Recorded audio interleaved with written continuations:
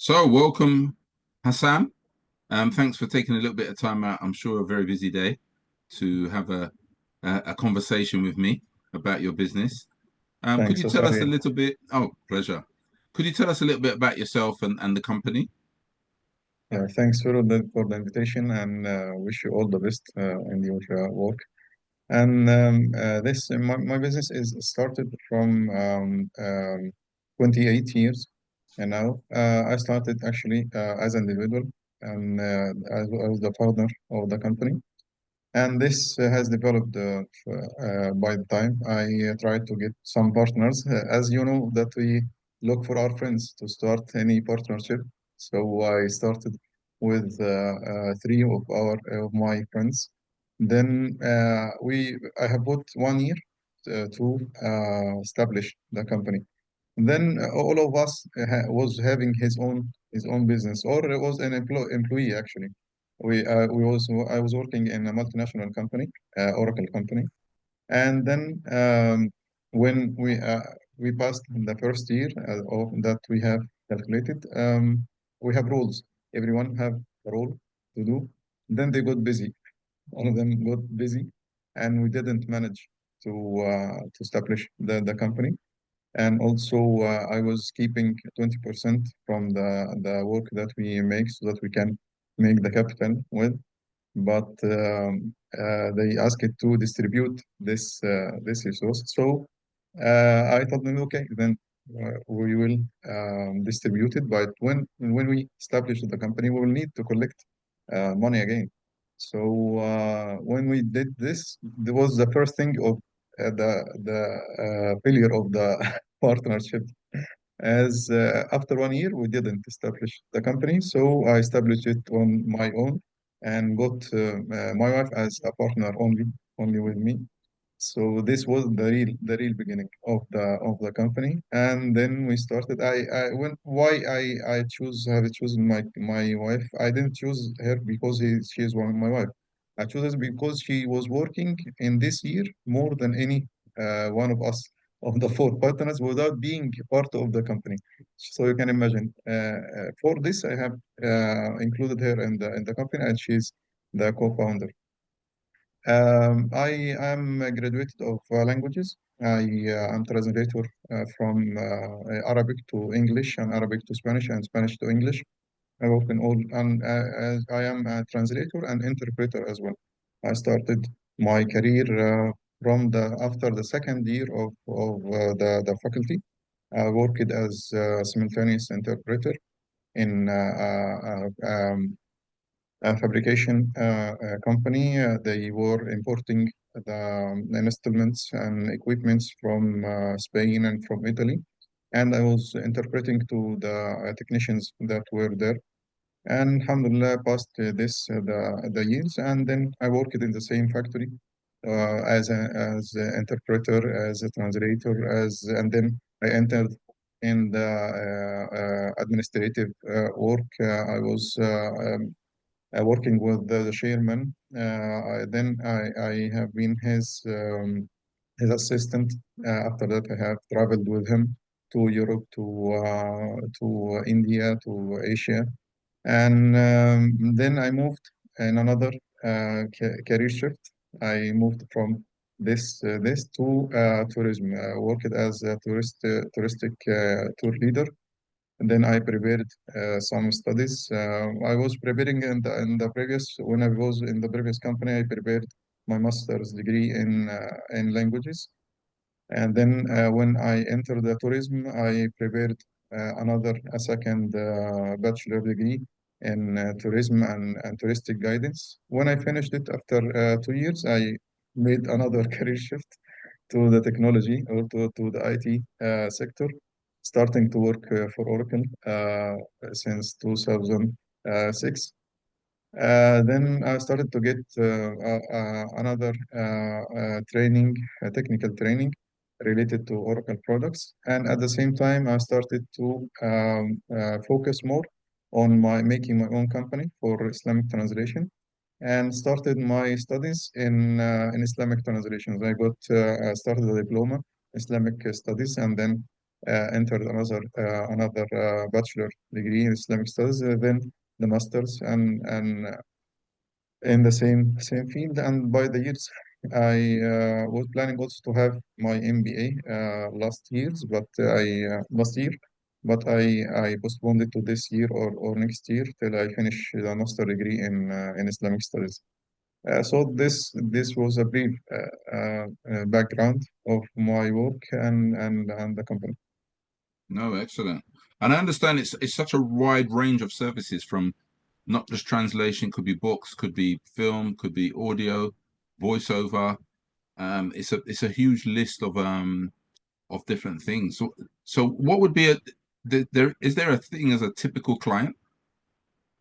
Yeah, the typical client is for books. As this is the main traditional client is to translate. I want to translate a book. This is a normal client. But if he is a bit advanced, he make the book, the printed book, into an electronic book. Then he has a website, so he needs to translate the website. If he is more advanced, then he has an application, so he needs to translate the application to other languages, and this make their audience global. If you are having 100 languages, then you are reaching more people in the planet. So this is very important that when they expand, they need more languages. That's what we help and our customers in expanding. After that, if he has the material published on his website or even a book, he needs marketing. So we help in this part as well. And this is the development that we make. When we translated the books, we seen that the book is translated, but they cannot reach the audience, their audience. So we told them that we have started our publishing department and we can publish it for you. This help them to reach the right audience. And then after publishing, they need marketing. Then we entered the marketing section or business unit to help customers to reach the targeted audience through the SEO, through the marketing campaigns, through managing their social media websites. We had some channel clients that were having broadcasting all the time. The translations that we made in them for them in 32 languages. And then they needed to translate the social media pages, and we handled this as well. Made a software that it is directly when a request comes, it come to us to translate, and then go to them to reply, and then we get the reply and get it back, move it back to customer.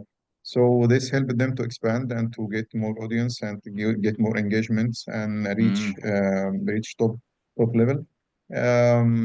All the thing which is related, we think on the customer's benefit. When we yeah. feel that the customer needs something, we start to think how we can help them. That's the core of our business. It's very broad, yeah. It's very broad. Is there many competitors in your field? Yeah, actually, in this specific field, it is a few, but in translation, you can find so many companies for translation. If it is in Islamic studies, you can find also many institutions in Islamic studies. But in Islamic translation, there is a few people who has made this combination that mixing the translation and getting its latest technology and make it especially in this field because it is a wide field and it is needed even by non-Muslims. They need to know about Islam, how to deal with Muslims, how to deal with Arabic countries, or how to deal with Muslim countries. They need to understand this mentality. So it is important for everyone to know about this. So that's why we focused from 17 or 18 years on this specific field, and still need to make more effort on this as we are helping also our competitors, our partners as well. I don't consider them as competitors because when they don't have some languages, they come to us and we help them in finding the right resources and get them involved in our systems and start to work on these rare languages or languages that they don't have. What sort of lessons would you have running a company? Um, there's certain things that you just have to do as a CEO. What's your what is your is there such a thing as a daily routine that you have? Yeah, it is very important to that as when you have so many responsibilities and you have employees and you have to manage all this statistics and income and how expenses and all this, you must have a routine. Your routine starts before the sunset on the prayer. We have a prayer called Al-Fajr, Fajr prayer, which is before the sunrise with 1 hour and a half. I rise before that time and then pray and then have my daily routine. I must have some exercises, have some studies that I make or I review. I am writing, I'm authoring some books. So, or I write or I review what I have written for 1 hour or 1 hour and a half, and then start to look at business and see the urgent things there, how things are moving, and then I start to see the employees who needs to have any assistance, how the plan is going. Then have some in-app time, which is very important to reinforce the. We have this in Islamic tradition. It is named as qaylula. It is nap. Nap is even for 30 minutes. This is very important to recharge the batteries, and then you feel that the day is divided in 2 days. So then start again to see the work until the lunchtime on the sun or the sunset time. Then start with the family to handle the family, stay with my family a bit and see if I have some free studies, Islamic studies or MBA or some managerial books that I can read. Reading also is very important for the leaders and for CEOs, as when you read something, you get some ideas and get some information that fills a gap. When you fill this Absolutely. gap, yeah, it is very beneficial actually. Reading, I never started a book and didn't finish. Actually, if I don't like it, I see that I'll get benefit from anything of it, even knowing that it is not suitable for me, but I have to complete it. If I didn't complete, then I feel that this task is not completed, as you didn't get the main idea or the idea of the author, and he must have something to tell us. So towards reading any book that you decided to start. Some things that I started in my life I didn't finish. I keep regretting this till now. So That's I interesting. don't Yeah, like to start. Yeah, don't like to start a thing you're and better than finish me. it. I have a lot of books I start haven't finished, so that's pretty Yeah, good. yeah. You that must be a challenge to if you're gonna pray before sunlight in the summer. Now the sun's coming up like about what time was it this morning? Must be about half. I was up Yes, at 5 this morning. By about yeah. It is about 6:30. 5 half, the sun was already starting to rise. So it's an early start for you. Yeah, it is about four. You know the book of the 5 o'clock club. I call my routine the 4 o'clock club. It is That's fair starting enough. Fair before enough. that. When you think of, we'll come to books in a minute. When it comes to success, um, one, how do you see success? But who who do you admire when you think of success?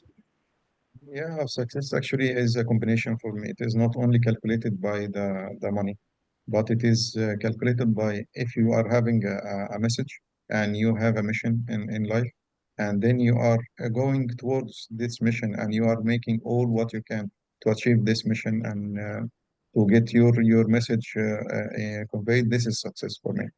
But success is not to being a billionaire or to being the richest man in the world. This is not success for me, but the success is that you rise every day and you know what you are going to do and you know what you are willing to achieve and do your best to achieve this goal. This is success for me. Brilliant. Yeah. So And yeah, is there any particular people that you admire? yes, actually, I admire some like Steve Jobs that are they're brilliant, brilliant people. Actually, I admire as well. Although our goals are different, but Steve Jobs, Bill Gates, they have made a mark on the world. In fact, they have an impact on the world. Although the impact could be different from my point of view, but. Anyone must admire these brilliant people, Jeff Bezos, and the JC. You are telling about people who are really successful in what they believe. So if they add the this part of being less materialistic and being more considering of other people, this will be great as well. For Elon Musk, for example, he is caring more about money, not about Mm, other values. Bill Gates, after he retired, he's making some humanity activities. I believe that the goal of work is not only achieving money.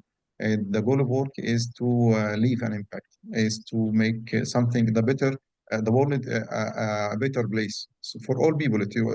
We must consider the poor. We must consider the needy. We must consider other countries who are less in resources. This is all a combination that if you manage to make all of this, then you are successful. that's great. No, I hear that. So a wider purpose. So, we you talked about reading that. You know, if you read something, you feel you need to finish what you read. Do you have any particular book Yeah, recommendations or actually, books that you've read recently that you like? many books on the leadership. On the 5 o'clock club is good. It is a good book to having this routine and to stay early. But I read it already. I we have this routine. So I was confirming what this was confirming what we have already. So it is was a good opportunity to know that you already have this one and good to get it. There are many good books actually that can be recommended on the level of management or level of leadership. Not having so many in mind, but even the 7 habits of highly effective people, when I read it on or had the course on before 18 or 19 years, yes, it is very good. And what Stephen Covey was talking about is what we already have in Islam. So this was conforming with my beliefs, and it helped on the practical side. So when you transform the idea in practical part of this, well, maybe you have the idea, but don't have the tools to achieve it. So when someone give you the tool, then it is helping. True, very true. No, brilliant. Yeah, good to hear. So very interesting. Yeah, Seven Habits, 5 o'clock Club, very good books. And what about the future then? So where do you see the company in maybe in the next 5 years? Yeah, actually, I have the plan for the coming 5 years. It is on we are in the mid term of this plan. We had planned to have 5 branches in all the 5 continents. We had already 3 of them, and then we are willing to have the other 2 parts in Latin America and in the US. So we have in Europe now, we have in Africa, we have in Asia. And the seeing that it is a global a company leading in Islamic translation, having the most advanced technology and helping people to get involved in this field as well with the education part. We help translators and specialists to specialize in this field and to get their career on the right steps. Excellent, brilliant. Yeah. Now, one of the challenges you know in the way you operate and to operate such a wide field and wide. I do a lot of work around equality and diversity, so I'm aware of the challenge that an organization can have if it deals with a lot of different languages.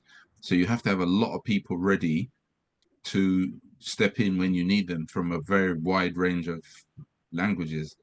Yeah. How do you manage between your sort of your directly paid staff and that, this sort of freelancers around you? How do you manage that?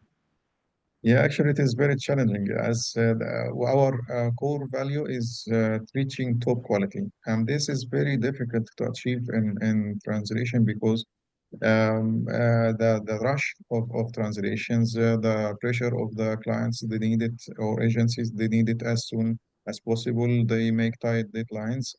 We consider the quality is the best, the core value. So we don't sacrifice quality with time or with money. If it will cost 10, then it will cost 10. I cannot get less than this because we have several stages. We use the best resources. We revise it one and two and three and four times. We don't we don't deliver any project before getting very 100% or million% that it is ready for publishing and it is error free and it has been revised so many times. So this is very challenging as the project lasts many maybe triple or four times than the normal project. It is revised and then back to the team, and then the translator get it to the reviewer getting it to a proofreader, and it is back to the translator, and there is some comments. At it is this is could take so many time to reach this top quality, but this we have been making this for more than 25 years, and Yeah, it is time exhausting. It is a huge effort, but we are satisfied with the results that we get from this work, and we cannot sacrifice with the quality, with money, or with time. Don't put so tight deadlines so that they can make it in a rush, nor we gave it a very little price that can satisfy customer and can affect the quality. So yeah, yeah. we explain this to our customers that we work on several stages. We need to make this cost. What we can do for you is to lower from our profit, but not from the cost. So this is Right, I see. Yes. yeah, the least that we can do, and we offer you. This is come from our profit, not from the project cost. Makes Managing sense. all these freelancers, we have about 5,000 freelancers, more than 10 employees.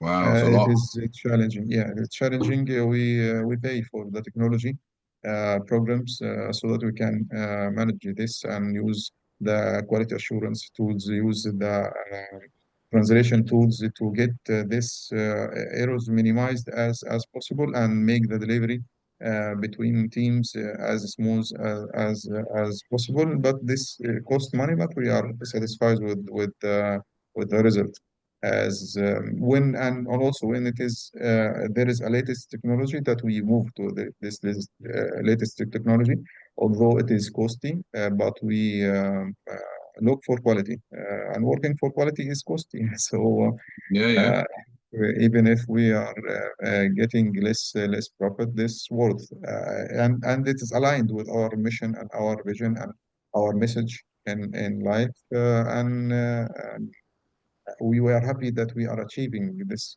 Many of the competitors are not using the right resources and making so many works, but it is not error-free. It is the quality is not satisfying for us. And get more When errors there. we Yeah. when we get this work, we tell that no, it is not the quality that we are making. So even we refuse and sometimes to review this. We tell them that it needs retranslation. It is not re needing to be reviewed. It needs retranslation with the right process Mm. and right procedures. So, you mentioned technology.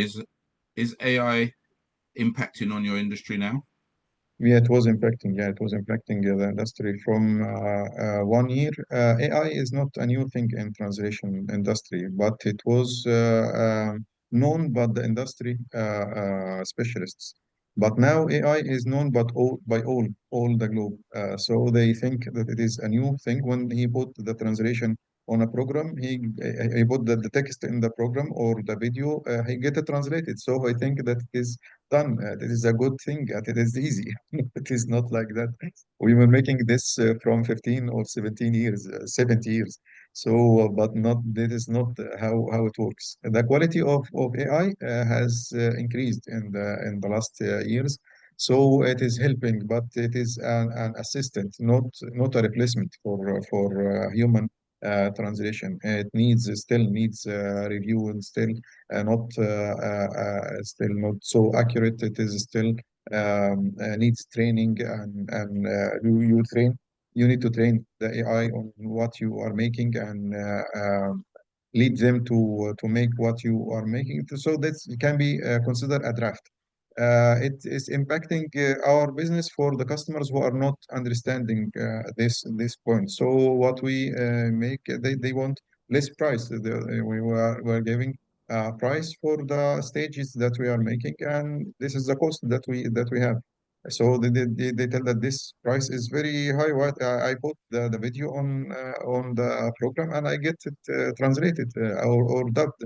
I tell him that this is not the right translation. It needs, if it is a right translation, then it is not aligning with the transliteration that is used, with the style guide that we use, that we glossary that we, Right. we are using. All this should be made before putting it in translation.